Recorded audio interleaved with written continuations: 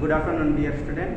जैसा कि पिछली कक्षा में आपने तत्वों के आवर्ती गुण में पहला गुण आपने परमाणु त्रिज्या को पढ़ा होगा, फिर आयनिक त्रिज्या को पढ़ा होगा, फिर परमाणु त्रिज्या का आवर्ती गुण में आपने उसे आवर्त में देखा होगा कि किसी आवर्त में बाएं से दाएं जाने पर परमाणु त्रिज्या घटती जाती है, जबकि समूह में ऊपर से नीचे जाने पर परमाणु त्रिज्या बढ़ती जाती है।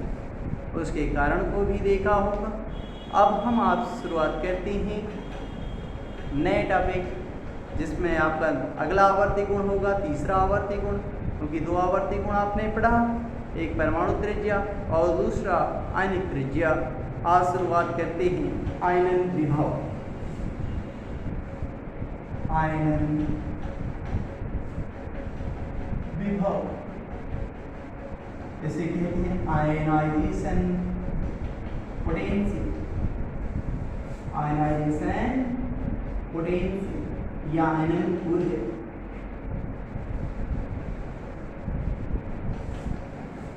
जनरली से आईपी कहते हैं हम लोग, या आयनन एंथैल्पी भी कहते हैं। आयनाइजेशन, आयोनाइजेशन एंथैल्पी भी बोलते हैं इसको। क्या है इसकी डिफिनीशन? तो कहता है किसी विलगित गैसीय परमाणु, विलगित का तात्पर्य क्या होता है? ऐसा सिस्टम का मतलब निकाय होता है जिसका हम अध्ययन करते हैं। एग्जाम्पल ले लिया, सपोज दैट मैं ही एग्जाम्पल हूँ, तो मुझे आप अध्ययन कर रहे हो, तो मैं सिस्टम हूँ, और मुझे ऐसा कर दिया जाए, ऐसे पात्र में बन कर दिया जाए कि बाहर की वातावरण से न ही हम ऊर्जा का स्थानांतरण कर पाएँ, न ही द्रव्य का स्थानांतरण कर पाएँ, तो हम आइसोलेटेड हो जाएंगे।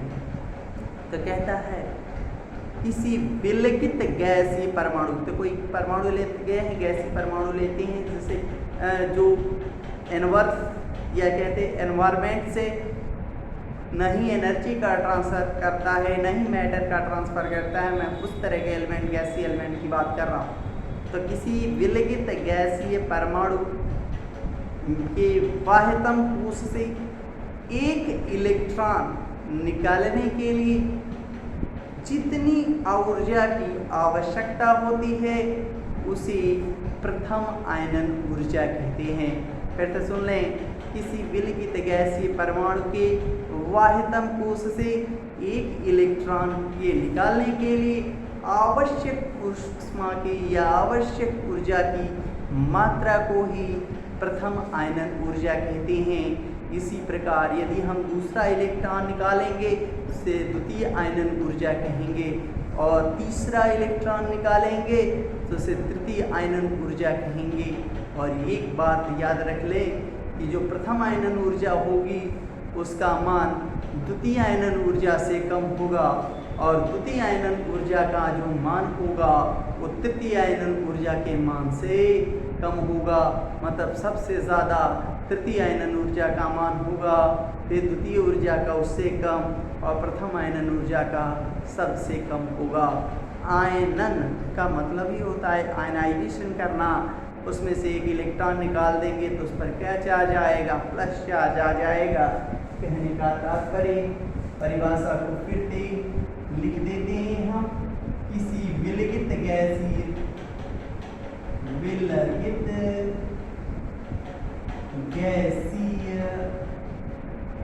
परमाणु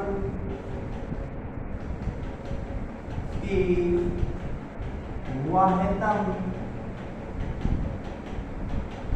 कोश से एक इलेक्ट्रॉन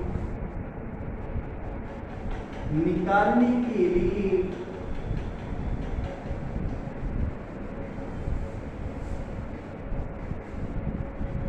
जितनी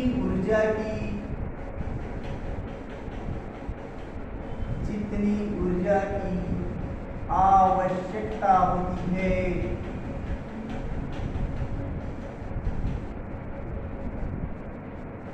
उसे प्रथम आयनन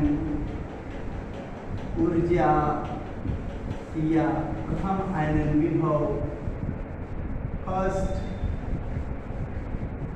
IP कहते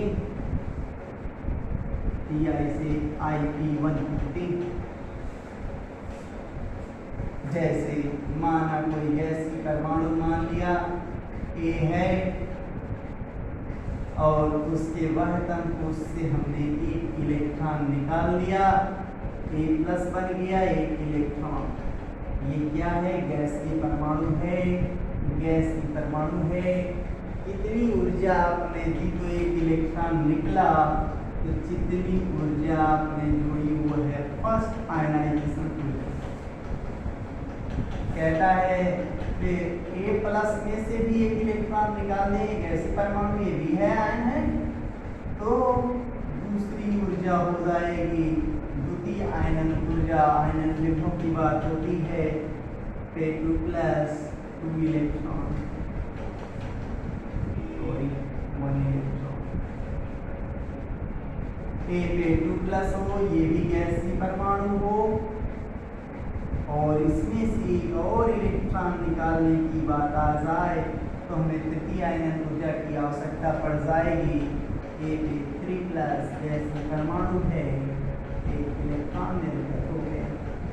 इसी प्रकार डॉट करते हुए चलेंगे आगे। तो प्रथम द्वितीय तृतीय चतुर्थ आयनन ऊर्जा के बारे में हम जान जाएं।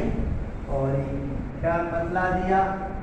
फर्स्ट IP का मान सेकेंड IP से कम होता है और सबसे ज़्यादा थर्ड IP का मान होता है।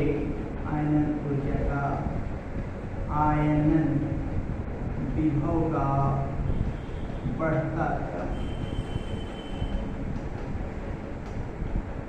ये जान। अब बात करते हैं आयनन ऊर्जा का समूह और आवर्त में क्या परिवर्तन है। ये भी एक आवर्ती गुण है, तो समूह और आवर्त की बात होगा। तो आवर्ती गुण में आ जाएं। आवर्त में, तो किसी आवर्त में कैसे चलते हैं? तो किसी भी आवर्त में सदैव बाएं से दाएं चलते हैं। तो किसी आवर्त में बाएं से दाएं जाने पर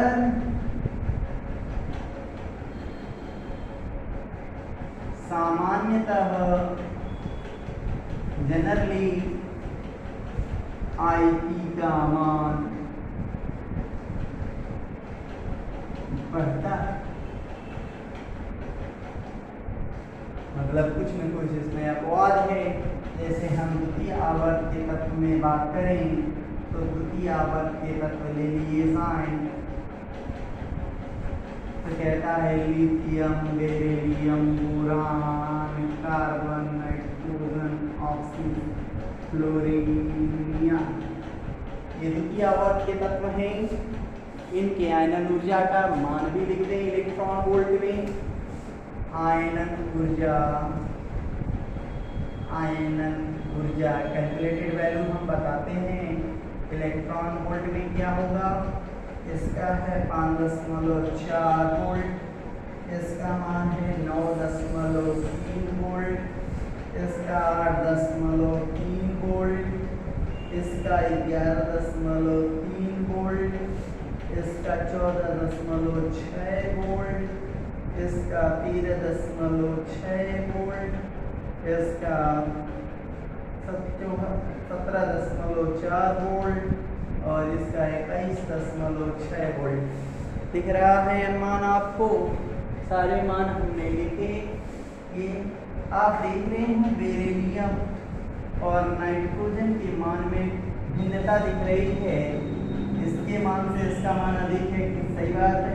इसका मान इससे कम के, ये वाला मान अधिक हो गया, ये कम हो गया।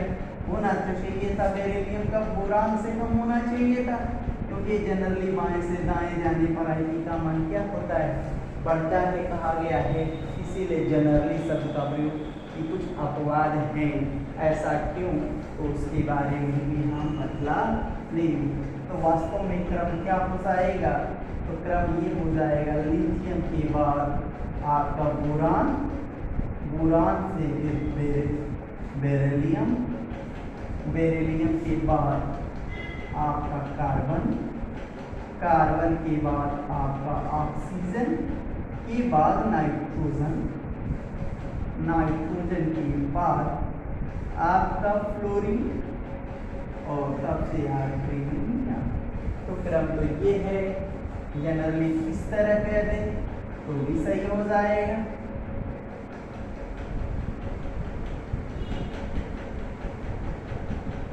तो ये है आवर्त में बाएं से दाएं जाने पर आयनन ऊर्जा का, आयनन विभव का या आयनन एंथैल्पी का मान क्रमशः क्या होता जाता है, बढ़ता जाता है। इनको छोड़कर इस तरह के सवाल इस पर कैसे बनते हैं ऊपर बात कर लें। सवाल देखिए, सवाल आपसे पूछा जाएगा, बताओ बेरिलियम के आईपी का मान बोरान से अधिक है। सवाल नंबर दूसरा देखिए, नाइट्रोजन के आईपी का मान ऑक्सीजन से अधिक है, क्यों? दोनों का आंसर बहुत ही आसानी से आप दे पाएंगे। बेरिलियम का 1s2 2s2 होता है, बोरान का क्या होता है 1s2 2s2 2p1 होता है, तो इसका 5 होता है, इसका परमाणु क्रमांक 4। देखिए यहाँ पर यस के दोनों यह सबसेल जो है पूरी तरह भरा है। यहाँ पी का सबसेल जो होता है उसमें केवल 1 इलेक्ट्रॉन है, नहीं अर्ध पूर्ति है। यहाँ पे क्या है, पूर्ण पूर्ति है। मुंड के नियमानुसार पढ़ा होगा कि अर्ध पूर्ति उपकोष या पूर्ण पूर्ति उपकोष ज़्यादा स्थायी होते हैं। तो जो परमाणु ज़्यादा स्थायी है तो उसके वाहतम कोश से इलेक्ट्रॉन निकालने के लिए ज़्यादा ऊर्जा की आवश्यकता पड़ती है। इसी कारण से बेरिलियम के आईपी का मान बोरान से अधिक होता है। ये आंसर बताएंगे। इसी प्रकार ध्यान दें, यहाँ पर कैसे बताएंगे, तो नाइट्रोजन लिख लेंगे, ऑक्सीजन है। इलेक्ट्रॉनिक विन्यास 1s2 2s2 2p3 होगा, इसका 1s2 2s2 2p4 होगा। इसमें क्या बताएंगे, ध्यान दें, 1 2 3 याद देखिए 1 2 3 4 कि नहीं अर्धपूर्ति है ना पूर्ण पूर्ति है, लेकिन हाई तो अर्धपूर्ति है।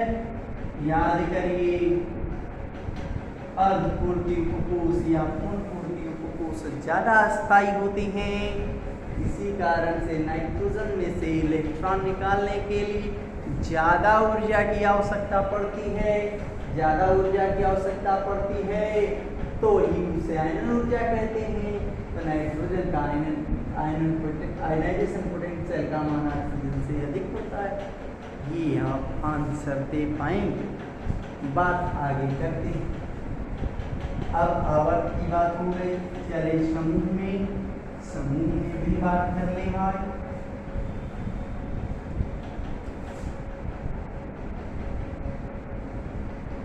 समूह, तो समूह में किधर से चलते हैं, ऊपर से नीचे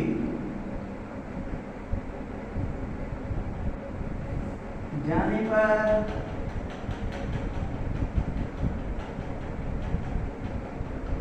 आईपी का मान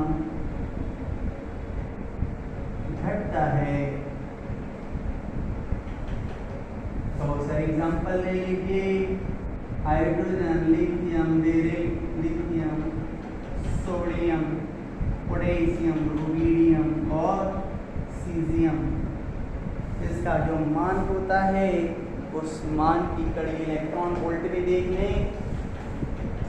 इसकी वैल्यू देखिए, हाइड्रोजन की होती है, यहाँ हम आयनन ऊर्जा की बात कर रहे हैं। आयनन ऊर्जा इलेक्ट्रॉन वोल्ट में 13.6 इलेक्ट्रॉन वोल्ट। इसका होता है 5.4 electron volt, 5.1 electron volt, 4.3 electron volt, 4.2 electron volt और 3.9 इलेक्ट्रॉन वोल्ट। ये मान हमने आपको बुक से दे दिए, डाटा से दे दिया। आप देख रहे होंगे आप ऊपर से नीचे जा रहे हैं तो IP का मान क्या होता जा रहा है, घटता जा रहा है।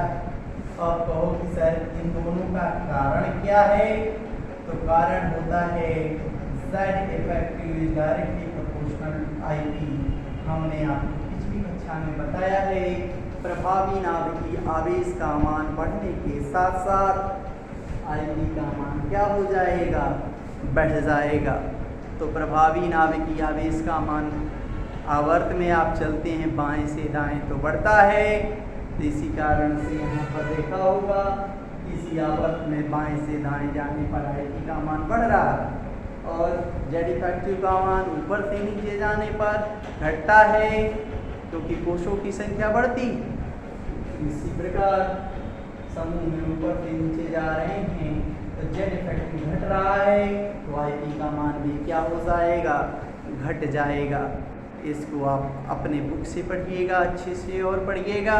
नेक्स्ट टॉपिक होगा इलेक्ट्रॉन लब्धि या इलेक्ट्रॉन एंथैल्पी, तो उसके बारे में भी हम डिस्कस करेंगे।